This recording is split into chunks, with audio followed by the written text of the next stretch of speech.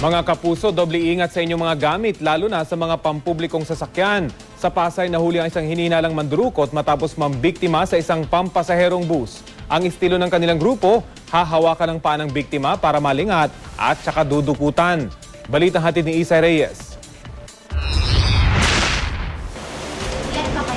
Kalaboso si John Toledo matapos sumama sa kanyang umanong mga kabarkada na sina alias Ray at alias Romel sa pang-i-snatch ng cellphone sa loob ng isang bus. Kwento ng biktimang si Joseph Calilong, second-year college student, mula sa UST pauwi na sana siya ng Mandaluyong lulan ng nasabing bus nang aksidente siyang makatulog. Nagising daw siya sa bandang rotonda sa Taft Avenue sa Pasay. Naging katakataka na raw ang kilos ng katabi niya kaya agad siyang tumayo para sana bumaba. Pero isa raw lalaki ang biglang humawak sa kanyang paa. Doon na siya sumigaw para makuha ang atensyon ng iba pang pasahero.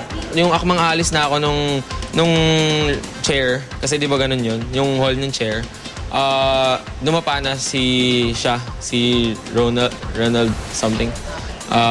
Dumapa na siya, tapos he grabbed my right foot.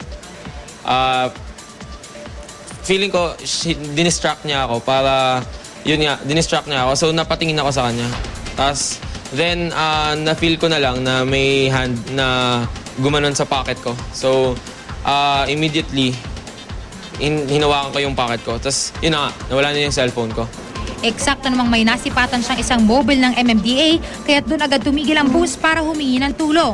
Sa labas na po ng bus yung mga tao.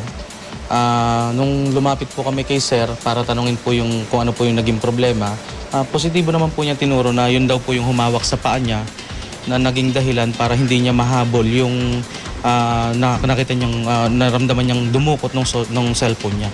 Nakatakas ang dalawa pang suspekta ngayang cellphone ng biktima. Samantala si Toledo ay agad tinurn over sa Pasay Criminal Investigation Division o CID. First time mo lang sumama. Bakit ganun ang ginawa mo? Hinawakan mo pa pala yung paa ng estudyante. Tinuro sa'yo? Yun yung style nyo. Masaya naman ang mga MMDA constable sa kanilang nagawa. Kami po bilang lingkod bayan ng ating mga tao, handa naman po kami tumulong sa lahat ng oras. Isay Reyes, GMA News.